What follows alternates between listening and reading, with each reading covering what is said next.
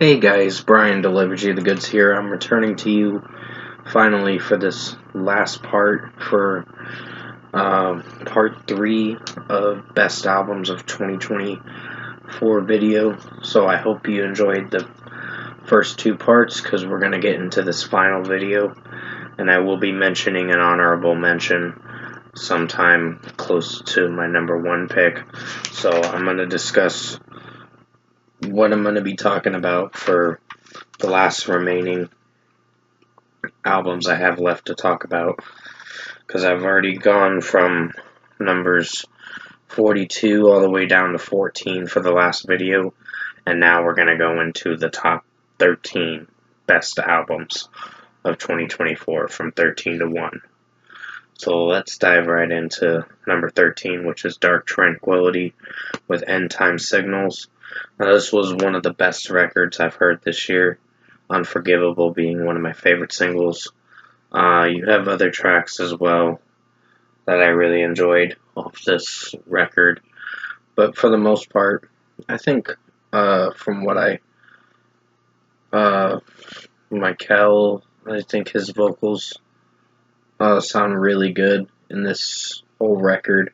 His death growl screams sound really amazing, and they're mostly a prog metal band, progressive metal.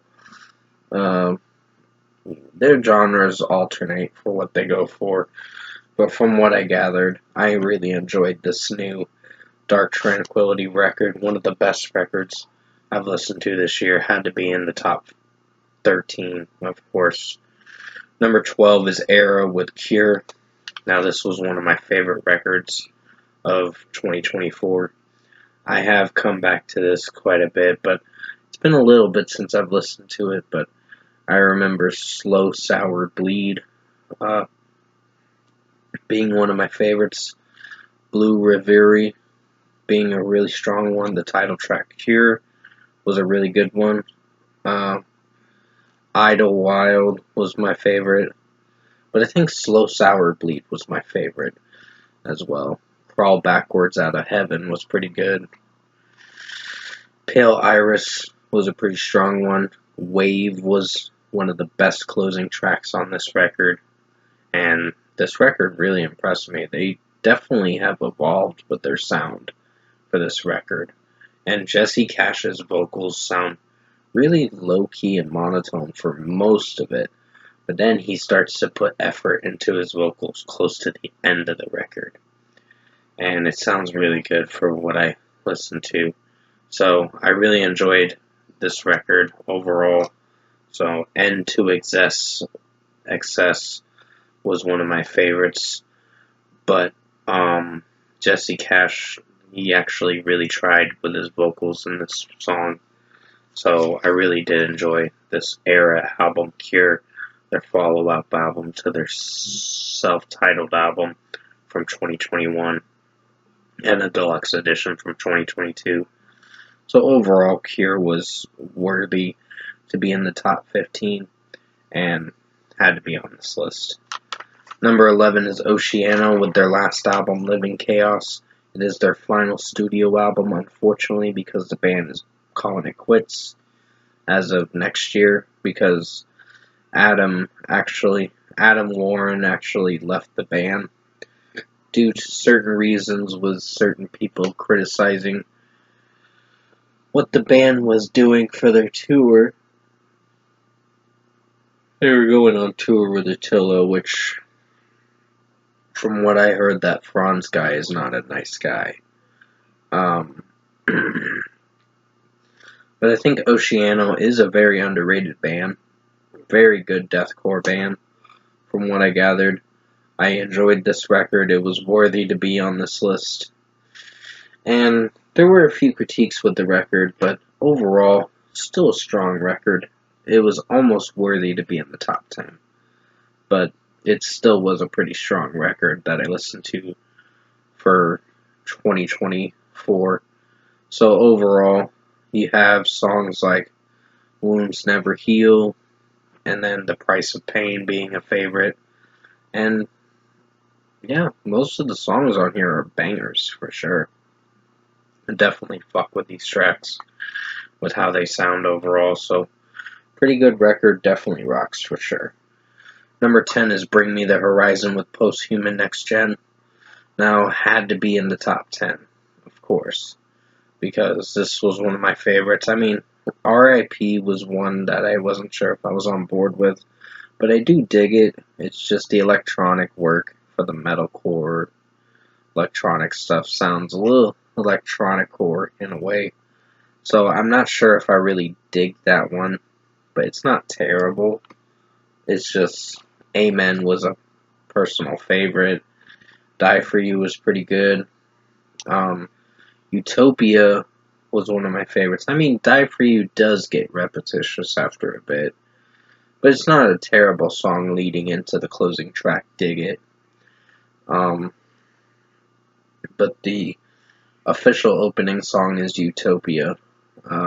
Dream Seeker is the intro track introducing you to the record, and it says Let's Begin, and then Utopia was one of the best songs on Posthuman Next Gen. One of the most hyped up tracks that I personally enjoyed and love. Kool-Aid is a pretty strong track. Top 10 Statues That Cried Blood was a really strong one too. Limousine did grow on me, it just took a little bit of time. Dark Side was a pretty good one. So, and then Bullet With My Name On, featuring Spencer Chamberlain from Under Oath. I think Under Oath was part of this song, but it still was a pretty good track. And NA was pretty good. But overall, Lost, Strangers, pretty much, there's a song called Pussy in this one.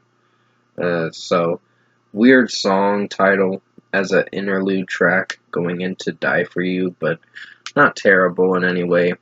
But still a strong record, had to be in the top 10, of course. Number 9 is Knocked Loose with You Won't Go Before You're Supposed To. I really enjoyed this record this year. One of my favorite records of 2024. It was something that took a little time to grow on me, but I love this record for sure.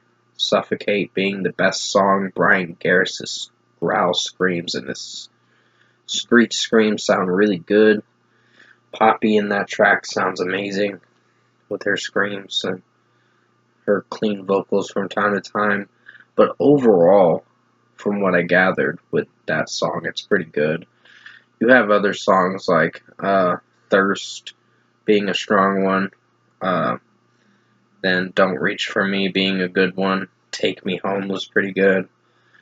The Calm That Keeps You Awake was one of my favorites. Slaughterhouse 2, featuring Chris Motionless, was one of the best sequel tracks to the original song.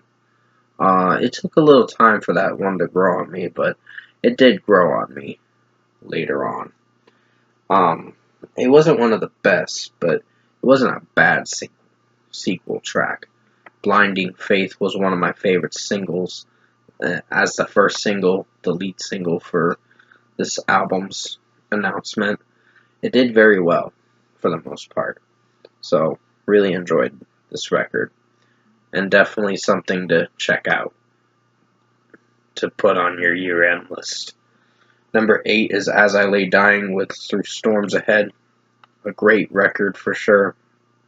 I think this should be As I Lay Dying's last record because most of the bandmates already left the band and only Tim is a part of the band, but he's been starting a lot of drama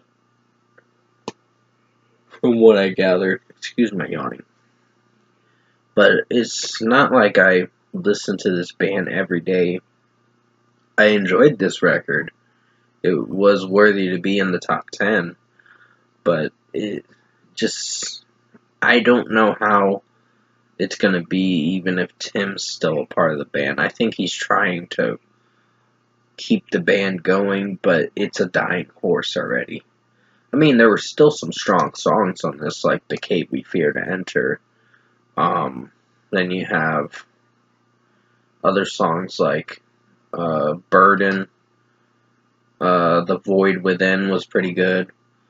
Um, Whitewashed Tomb, not a bad song, but not one of my favorites. We Are the Dead was a pretty strong one. And yeah, there was like 5 or 6 singles from this record. But overall, this record did kick ass for sure. It did deliver. They did deliver a great record, even though all the bandmates left except for Tim. And yes, there is some drama and controversy right now with Tim Lambesis right now. But overall, still a great record and worthy to be in the top 10. Number 7 is The Plot in You with Volume 1 EP. Now, this has Divide on this, and then it has Left Behind, and also Forgotten. There's only 3 songs, and 3 of them were singles. So this EP came out on January 12th of this year. So I was surprised that they just threw it all in an EP to come out January 12th, but I was like, this EP's been out since 2023, technically, as of August of 2023. So, pretty much from what I gathered, I think this EP was good. Landon Towers' vocals sound really good. Even his scream vocals are great. Even the clean vocals are pretty strong on most of this, but his screaming in this record is pretty good. So, really did enjoy this EP that I listened to in 2024 and had to be in the top 10, of course. Number 6 is POD with Veritas. Now, this was a record that I really did come to enjoy a lot during 2024. It took a little bit of time to get used to some of the songs. Well, I kind of got used to them upon first listen because I really enjoyed it. I Got That was pretty good. Then you have some other songs like Breaking was my favorite. Dead Right was pretty good. Lay Me Down was pretty good of a song. I think it was called Ruse Song or something. But overall, I Won't Bow Down was pretty good. My Life, This Is My Life was my favorite one. With a featured artist in it. Lies We Tell Ourselves was pretty good. This Is Our Struggle, We Are One. Or Our Struggle, We Are One. It's pretty good, but the closing track was my favorite one. And there were some other songs that I enjoyed, like Ain't Afraid to Die, or Afraid to Die, featuring Tatiana from Ginger. So overall, this record did impress me for what they went for, and it was a pretty strong track. Drop was a good one, but Feeling Strange, the closing track, is one of my favorite songs for this record. And this had to be in the top 6 or whatever, so it came close to being in the top 5. But now we're going to get into the top 5 now. Starting with Islander at number 5, Grammy nominated. This was worthy to be in the top 5. One of the best records I've listened to of this year. There was a lot of great tracks that I enjoyed throughout this record. Like, Too Young to Die was pretty good. What a Time to Be Alive was a great one. The opening track was pretty good. Then you have Ritual of Death was my favorite one. The screaming vocalist sounds really good in this whole record. And some of the rapping and scream vocals and regular clean vocals on this album are really good. Show Me Where It Hurts is one of my favorites. And you have Die Dreaming being my favorite. Verisinado. Die Dreaming, I think is what it's called. So, really good track. and I really enjoyed this record overall. So, great album for sure. Had to be in the top 5. Number 4 is The Plottin' You Again with Volume 3 EP this time. Another great record I enjoyed in 2024. It was one of the last EPs for, I believe, The Plottin' You, because I don't think they're going to be dropping any more volumes. If they drop a Volume 4, I'll be like, just release a fucking album already. It's been almost 4 years. It's been 3 years since the last record, but I think it's kind of time to drop an album in 2025 for The Plottin' You, because I think they're dragging it out a little to release a record. I don't think these singles that came out for these EPs should not be singles for the record, because that's going to spoil the record a bit too much. And that's like 9 singles. So I think it's probably best to not drop these songs as singles for this upcoming Plottin' You album. But Landon Towers' screaming vocals during this record for this EP are really strong. Like the closing track, Spare Me, was my favorite one. Pretend was my favorite too, along with Been Here Before. So this record really kicked ass for sure. Had to be in the top 5. Number 3 is The Ghost Inside with Searching for Solace. Now I wish this could have been number 1, but it came very close. Really close. You're gonna find out what the number 1 is real soon. I think The Ghost Inside really impressed me with this record. I was really enjoying this album from start to finish. Going Under being my favorite. Then you have other albums like, or other songs like Cityscapes, which was one of the best tracks. Earn It was one of my favorites. Wrath was really good. Secret, Split, both those tracks are pretty strong in their own way. Wash It Away was my favorite. But Death Grip and Light Years were pretty good. But yeah, Breathless and The Reckoning, or Reckoning, was pretty strong. So I really did enjoy this record this year, and this was one of the most highly anticipated albums I was excited to hear when this got announced in February of this year. So I'm glad The Ghost Inside dropped another good record, a really strong one that I personally enjoyed, and it had to be in the top 5. Alright, number 2 is Make Them Suffer with their self-titled. Now I think this was one of the really strong records of this year. I mean, it was worthy to be the best album of the year, but it didn't quite make the cut. It made as runner-up, which is a good thing, because you're going to find out what the best album of the year is momentarily after I mention the honorable mention. So pretty much, you have songs like Weaponized and the opening track, which is only like a minute or so long, or almost 2 minutes, but from what I gathered, I think it's about a minute or so.